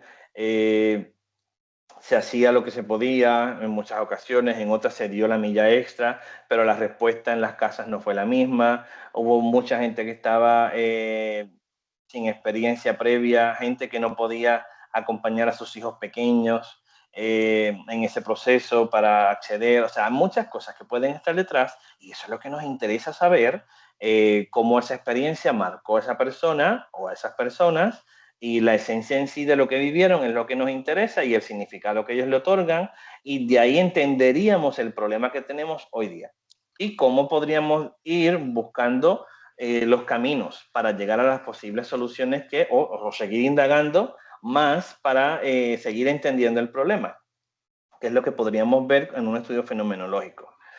Esta experiencia obviamente la perciben los participantes y por tanto no es un estudio que yo realice con fuentes no humanas, porque estoy hablando de personas que experimentan alguna situación y eso es lo que interesa en sí. Y que ellas me puedan decir más. Si está plasmada una obra de arte en un texto y demás, se quedaría entonces en ese caso un poco limitado porque el texto no me va a hablar más cosas de lo que ya tiene. Así que debemos tener participantes humanos que me puedan decir qué pasó. Por eso en las definiciones ellos incluyen siempre la experiencia humana, lo que los participantes dicen, cómo lo perciben, etcétera. Y miren aquí que este autor incluso dice, se pone especial énfasis en las consecuencias de esa experiencia. Esas consecuencias que tuvo fueron positivas, negativas, por qué, sí, no, etcétera. Los diseños narrativos, comenzamos a ver, por ejemplo, la descripción de la vida de sujetos. Mayormente en la corte norteamericana, cuando vemos una investigación narrativa, puede ser un análisis, ya que veo la pregunta. El análisis puede ser un análisis generalizado. Obviamente el análisis cualitativo debe dirigirse hacia lo que fueron las preguntas de investigación y los propósitos. O sea que cualquier modelo de análisis puede funcionar, pero hay incluso diseños que los autores ya proponen. Por ejemplo, Stake tiene un modelo para analizar, Moustakas igualmente tiene un modelo para analizar lo que es el estudio fenomenológico, y algunos otros también. Por ejemplo, el de análisis de contenido, que es Krippendorf, también propone un modelo para analizar. O sea que cada uno de ellos proponen el diseño, pero a su vez dijeron cómo se deben analizar la información. Pero podríamos utilizar análisis de corte genérico como el de Creswell y Gettelman, que ellos tienen un modelo para análisis, o Creswell y Post, que tienen un modelo. ¿Quién más? Corbin Strauss, ya sabemos que su modelo es para teoría emergente, pero también se puede utilizar para otros diseños. O sea que, al fin de cuentas, lo importante del análisis de la información es que se dirija de alguna forma hacia la respuesta a las preguntas de investigación para que no se tergiverse la investigación para otro lado. Bueno, entrando aquí en la parte narrativa, es importante que las narraciones de vida de los individuos, que era lo que decía, forman parte de el énfasis. Cuando usted habla de narrative design, en inglés siempre va a encontrar que es una historia de vida. Pero hay autores, que ya los veremos en su momento, que nos presentan otro tipo de diseños que se desprenden de ese o de la forma de indagación, que es más bien narrando las historias, pues que se pueda tener otra manera de llevar a cabo la investigación. Los diseños narrativos, el énfasis es en el sujeto. En el caso de la historia de vida y de la biografía, el énfasis está en el sujeto, porque por medio de las historias es que, y esas experiencias personales de los sujetos y lo que ellos vivieron, es que se va a dar una interpretación para tratar de entender lo que pasa hoy día. Así que dice aquí que recientemente han comenzado a tener auge. Si usted escribe, por ejemplo, en Google Académico, por tener algo más fuera de un catálogo institucional que se limita a lo que tengan, usted escribe historia de vida y coloca alguna profesión, pues le pueden salir muchas investigaciones. En el área de la salud le dije que hay varias, en el área del deporte incluso hay historias de vida, en el área de educación, en ciencias sociales, en distintos temas. En investigación científica, pues se habla de la vida de los científicos. O sea que cuando usted ve la historia de vida ha comenzado a tomar auge para dar a conocer la vida de la gente y que eso sirva como un modelo para entender lo que pasa hoy día y tratar de redirigir los problemas hacia un éxito, más que hacia continuar con el problema repetido. Estos autores, que son Rubin y Rubin, ellos, su publicación es para la indagación cualitativa, pues ellos tienen bien claro que la investigación narrativa sirve como enlace para asuntos de la sociedad, y en ese caso, ¿por qué? Porque a nosotros nos encanta contar historias, y ese contar historias es el reflejo de lo que la sociedad tiene. Nosotros contamos las historias de nuestra vida, de nuestros antepasados, contamos la historia de lo que ocurrió en tal evento, en tal situación. Hay muchas memorias históricas que se llevan, hay registros también de corte histórico de lo que ha pasado en cada momento de la historia de un país, de un pueblo, de una organización. O sea, siempre tenemos la historia involucrada en algún proceso. Y veamos aquí. La historia de vida como diseño en sí, el sujeto se supone que me está contando la historia y por tanto nosotros como investigadores damos a conocer esos eventos importantes en la vida de esa persona, y obviamente vamos a determinar cuán valiosos podrían ser estos para la generación presente y las futuras. Que por eso es que tiene sentido hacer una investigación por medio del diseño de historia de vida, porque la historia de vida de la otra persona me puede servir, como he dicho constantemente en esta presentación, como un modelo a seguir o como una manera de tener algo de referencia para encontrar el entendimiento de lo que pasa hoy y que se pueda entonces dirigir el camino hacia esas posibles soluciones, hacia cambios de lo que está ocurriendo.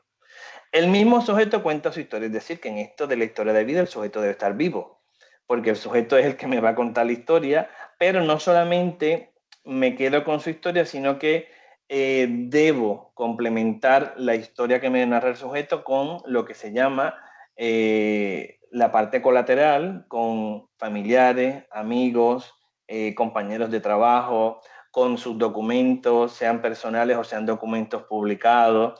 en los que se pueda ver la historia que él narró y la complementemos con lo demás. Incluso la corroboremos. Estos otros autores que están aquí citaron a Cole en este sentido para ver que la historia de vida individual refleja un corte cultural. Es decir, que lo que la persona refleja obviamente sus situaciones personales, sociales, institucionales, y forman parte de esa historia social del entorno en el que se lleva a cabo la investigación. Y podemos ver que hay un estudio de caso, una de las modalidades del estudio de caso es de corte histórico, viendo cómo la situación histórica en sí que está detrás es un caso único y particular e interesa. ¿Quién tiene esta modalidad planteada? Luca y Berríos en su publicación tienen esa modalidad de estudio de caso por si a alguien le interesa. Entonces, aquí con esta investigación le damos voz al participante y por tanto, lo que la persona ofrece y las otras demás personas que participan, de ahí es que surge el asunto de otorgar significado a lo que ellos presentan y se aporta lo que llamamos credibilidad. La información la estamos corroborando con el asunto, como le dije antes, otros sujetos, documentos y demás para complementarla, corroborarla, etc. Como bien se ha dicho. Hasta aquí se ve que la historia de vida, el sujeto me la cuenta, yo corroboro y complemento esa historia y por medio de esa reconstrucción que voy a hacer de la historia de esa persona, entonces trato de entender el problema actual que tengo. Si la persona no es la que cuenta su historia, pues estamos en una biografía. Para los que estén conectados aquí, recuerden esos momentos en que se nos enviaba a buscar la biografía de autores o personajes célebres en las famosas enciclopedias que teníamos antes, hoy día pues, ya se buscan por otros medios, pues esa biografía la construyen otros o la desarrollan otros. Y por eso es que las experiencias de una persona las narran desde otra perspectiva. Así que el investigador en este caso va a liderar ese proceso de poder generar esa historia de vida, pero con la ayuda de otros que le van a dar información acerca de la persona que esté ahí. Por eso dice aquí que se narra por una persona distinta a la que se estudia. Y eso es lo relevante. Sí, combinamos distintas fuentes de análisis, como lo vimos. Hay entrevistas, hay revisión de documentos acerca de la vida de las personas, sean inéditos o publicados. Las personas que se entrevistan pueden ser personas cercanas al sujeto, como familiares, amigos, empleados, o sea, cualquier cosa que tenga una relación con él. Y luego se hace análisis de contenido de cualquier tipo que facilite el entendimiento. Aquí podemos ver fotografías, vídeos, si hay alguna obra de arte o alguna obra que ha dejado esa persona, porque dependerá de qué persona es la que está teniéndose como objeto de estudio.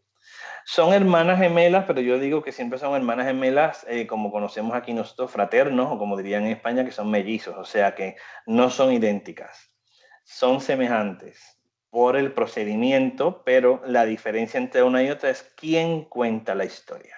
Y así es como podríamos diferenciarlas.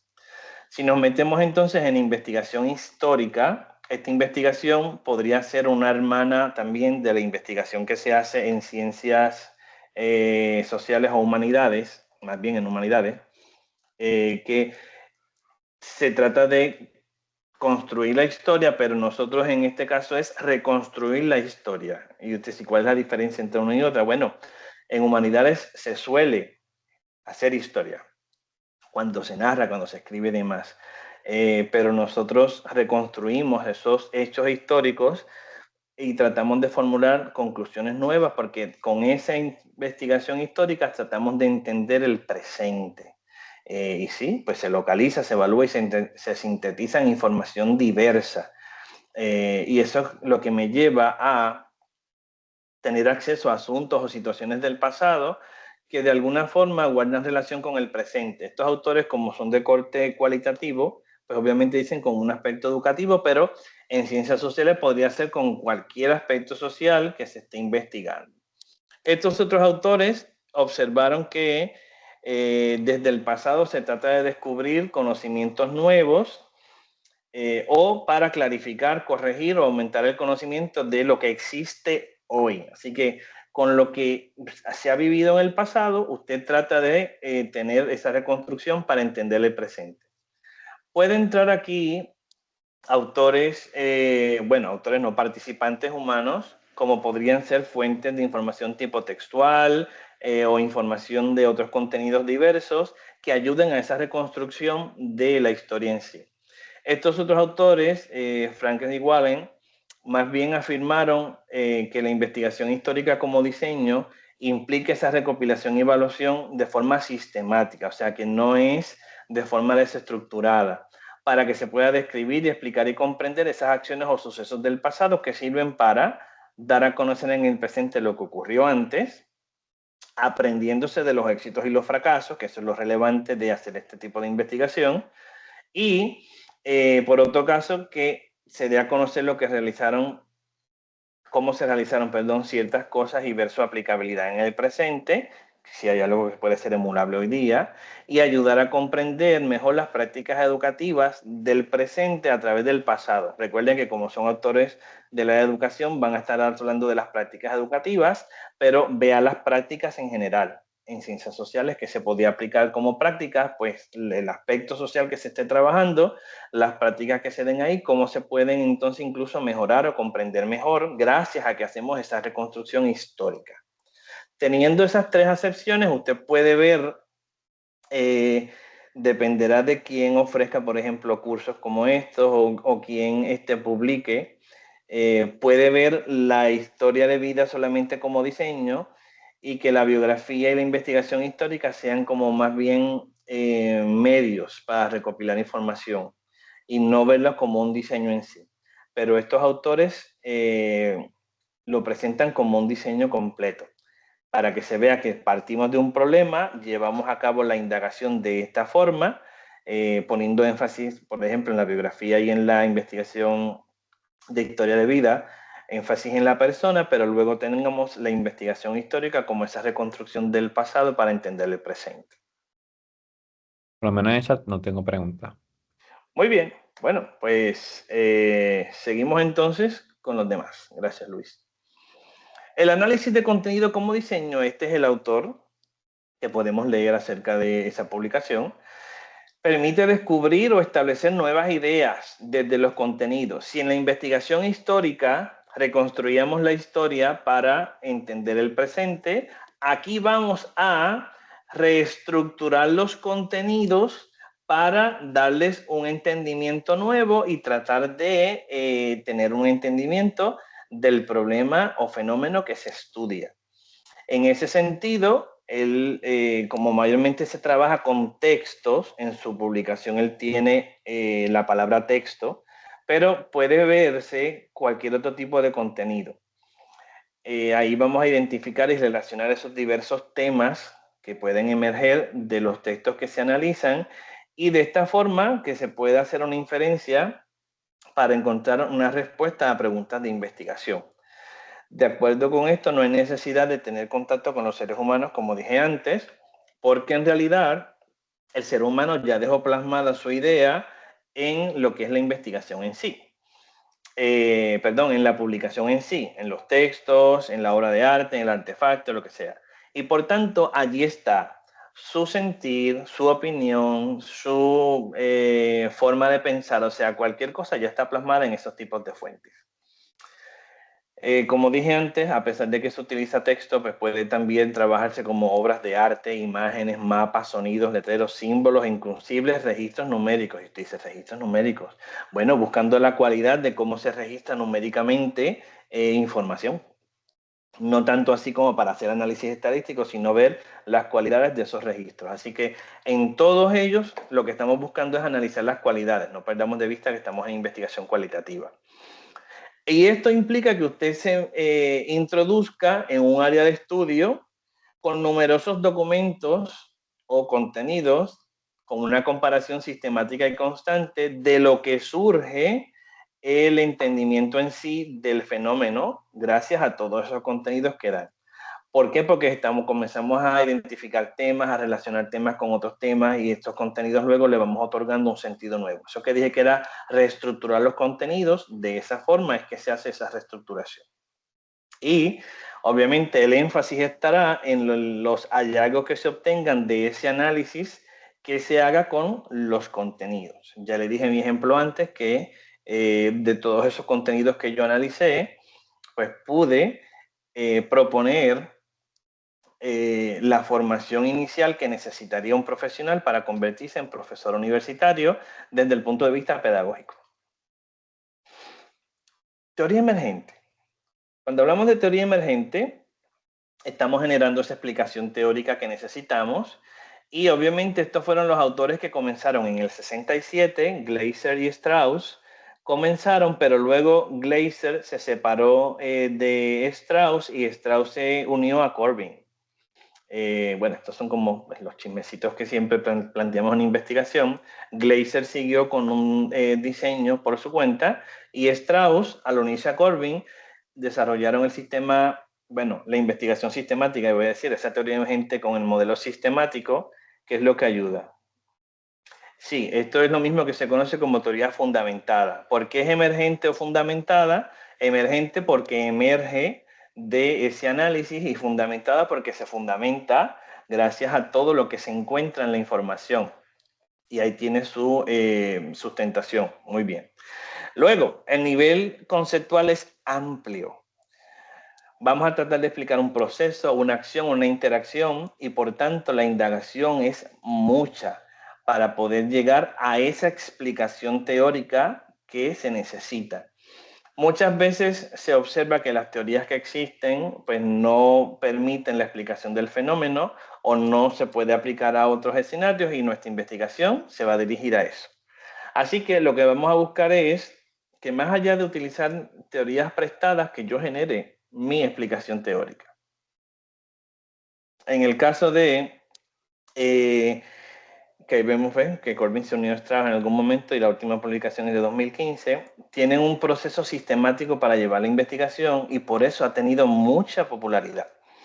Y es el más conocido de los tres que existen. Hay uno que es el constructivista, el otro que es el de la comparación constante y este que es el del sistema que me va llevando a categorizar, relacionar categorías y finalmente establecer un paradigma con el que se explique lo que se está trabajando. Así que nosotros no comenzamos con una investigación que digamos, bueno, pues esta es la teoría que yo quiero desarrollar. No, yo comienzo con un problema en el que debo indicar que no existe una explicación para lo que está ocurriendo y que por medio de la investigación se va a generar esa explicación. Así es como se comienza en la investigación con teoría emergente. Es un trabajo arduo, ya les dije que eran meses largos, se entrevista, se analiza documentos, se observa, porque a los que se entrevistan también se observan para ver cómo es el comportamiento en sí, en torno a ese proceso, acción o interacción que se está dando, y de ahí es que se genera ese diagrama que se llama paradigma, en ese caso, y ese diagrama a base de una serie de componentes específicos se llega entonces a tener la explicación plasmada de forma visual y luego eso se trabaja para ponerlo a prueba a ver si en realidad funciona o no. Y Tengo, finalmente, ajá, tengo aquí una pregunta. Dice, sí, ¿es lo mismo que se conoce como teoría fundamentada? sí, ya lo dije antes, que sí que es fundamentada y teoría emergente es lo mismo. Gracias. Diseño de etnografía, ya sería nuestro último diseño. Tratamos de buscar esos patrones que se desarrollan en la interacción de un grupo más bien de corte social, en el que se dan comportamientos, creencias, significados, lenguaje, etcétera. Más o menos por ahí. La indagación, obviamente, pues cuando hablamos de cultura, la cultura se refiere a lo que se relaciona con el comportamiento y las creencias del ser humano. Y por tanto, culturalmente queremos entender por qué y cómo se da ese comportamiento humano.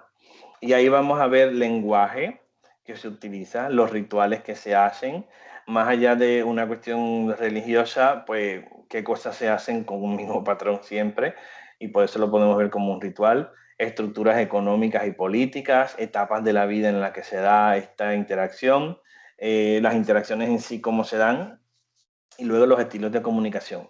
No se limita a esto, pero esto sería como que lo básico para entender.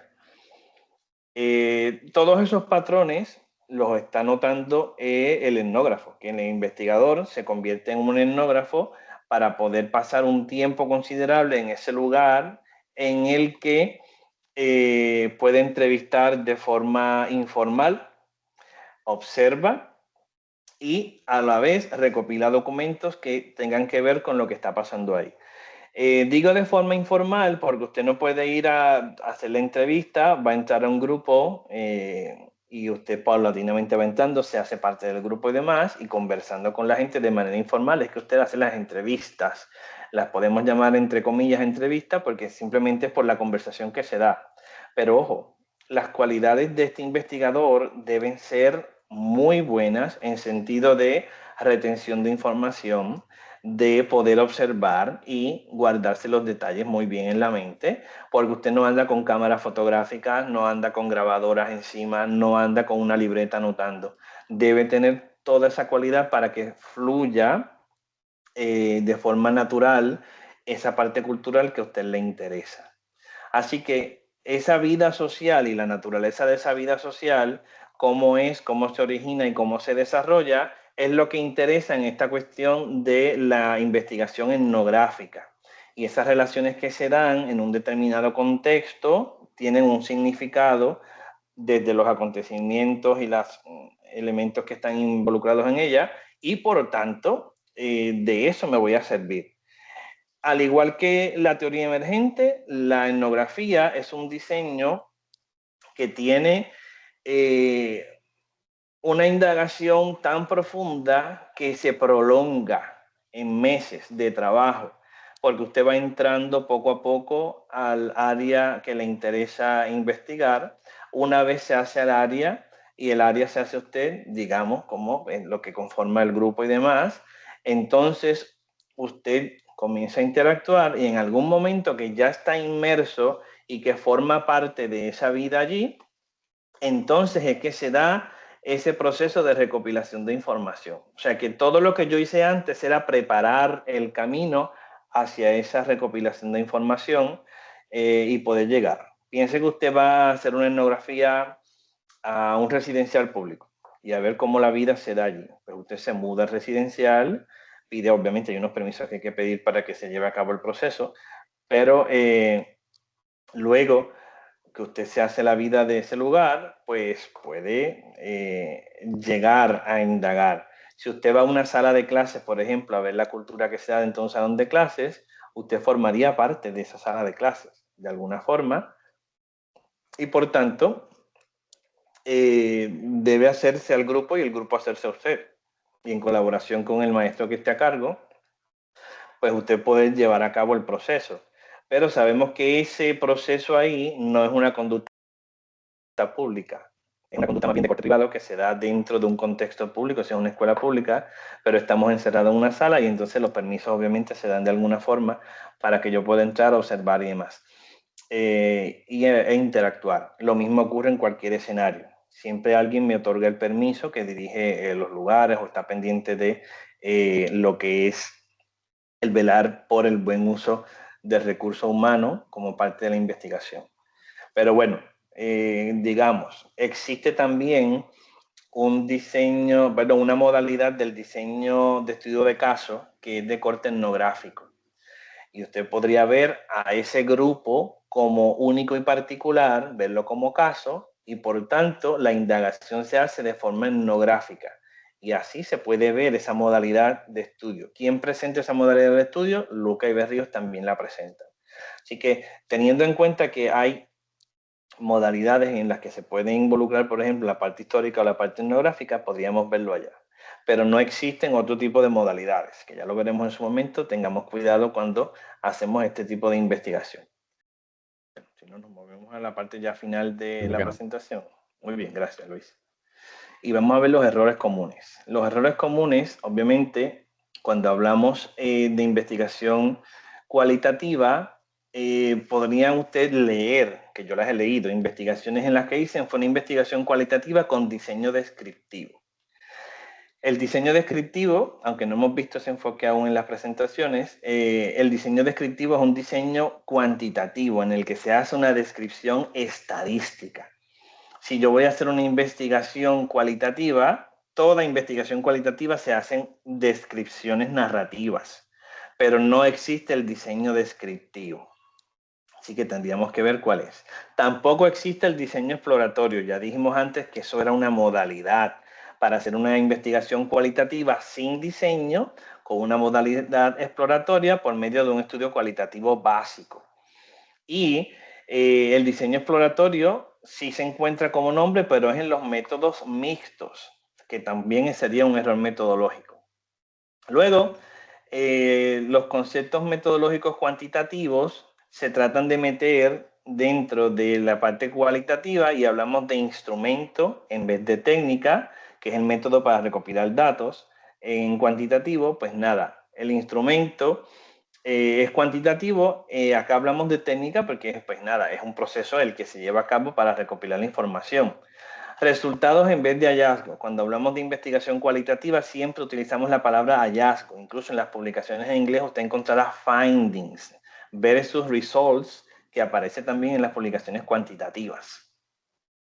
Y que se subestima el rigor metodológico. Muchas veces se concibe la investigación cualitativa como una investigación que es no válida, que no sirve, que no pues, funciona para lo que es, porque no cuenta con objetividad ni la exactitud cuantitativa. Obviamente esa sombra cuantitativa siempre nos acompaña, pero no debemos dejar que esa sombra entonces nos cubra y nos oscurezca. Por lo tanto, esa luz que brilla desde la investigación cualitativa debe evidenciarse desde las cualidades del investigador.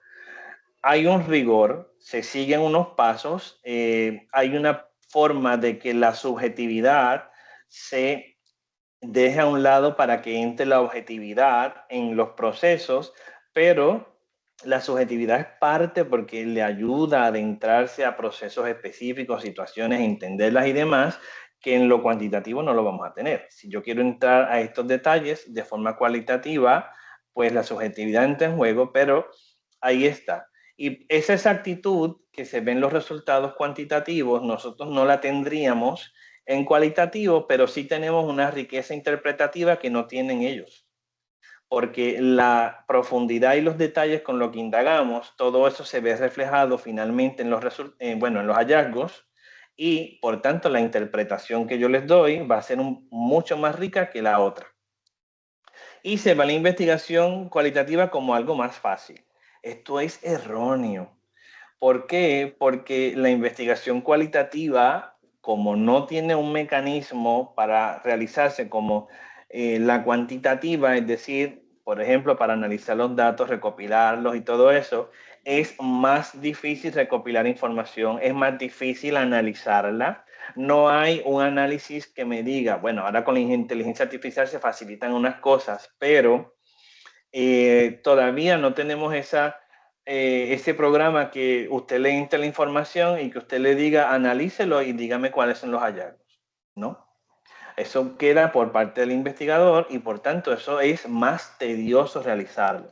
Que sí que la categorización se puede apoyar con inteligencia artificial o con cualquier programa también para el análisis cualitativo, pero luego lo que sigue, ese significado, la interpretación y demás, va por nuestra cuenta. Y es más difícil hacer eso que con estadística, que el programa básicamente me da resultados, yo lo que tengo que es interpretarlo. Bueno, aquí están todas las fichas bibliográficas.